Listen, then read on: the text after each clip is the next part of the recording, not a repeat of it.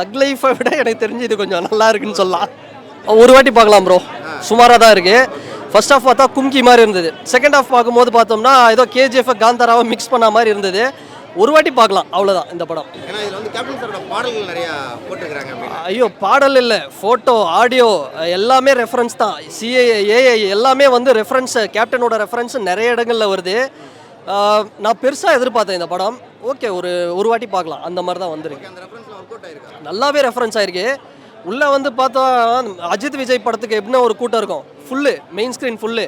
அதுக்கு காரணம் one only Vijayakanth sir. அவர் கேப்டனோட அவருக்காக தான் இவ்வளோ கூட்டம் வந்திருக்கு. அவ்வளோ ஒரு கத்திக்கிட்டு இருந்தாங்க அவர் வர இடத்துல ரெஃபரன்ஸ்லாம். இவர் சூப்பராக பண்ணுறாரு. அவர் விஜயகாந்த் சார் பையன் வந்து சண்முக பாண்டியனா ரொம்ப நல்லா பண்ணுறாரு. அவர் சூப்பராகவே பண்ணுறாரு. என்ன கன்சிஸ்டண்ட்டாக அவர் வந்து படம் நிறைய பண்ணணும். ஆக்ஷன் அவருக்கு பக்காவாக வருது. அவர் இதே ஜானரில் பண்ணார்னா கண்டிப்பாக வந்து ஒரு செகண்ட் ஹாஃப்லாம் கேஜிஎஃப் மாதிரி தான் இருந்தது. இந்த சலார் படத்தில் பிரபாஸோ சில இதெல்லாம் பண்ணிட்டு இருப்பாங்களே, அதில் இந்த கேஜிஎஃப் வில்லன் வேறு வராரு கருடன்லாம் வந்து போன ஜென்மத்தில் உண்மையாகவே அவர் இந்த வேலை தான் பண்ணிட்டு இருப்பார் போல. மனுஷங்களை கொல்றது, மிருகங்களை கொல்றது, இந்த வேலை தான் பண்ணிட்டு இருக்காருன்னு நினைக்கிறேன். இந்த ஜென்மத்திலேயாவது நீ போய் ஸ்க்ரீனில் இதெல்லாம் பண்ணு அப்படின்னு சொல்லி அனுப்பிச்சிடுறேன். ஏன்னா மிட் நைட்லேயும் அவர் கொண்டுட்டு இருக்காரு, எல்லாரையும் சாவடிச்சிட்டு இருக்காரு. டெய்லியும் இவர் எப்போ தான் தூங்குவாருன்ற மாதிரி நல்லா இருந்தது. கருடனோட வில்லத்தனம் சூப்பராக இருந்தது.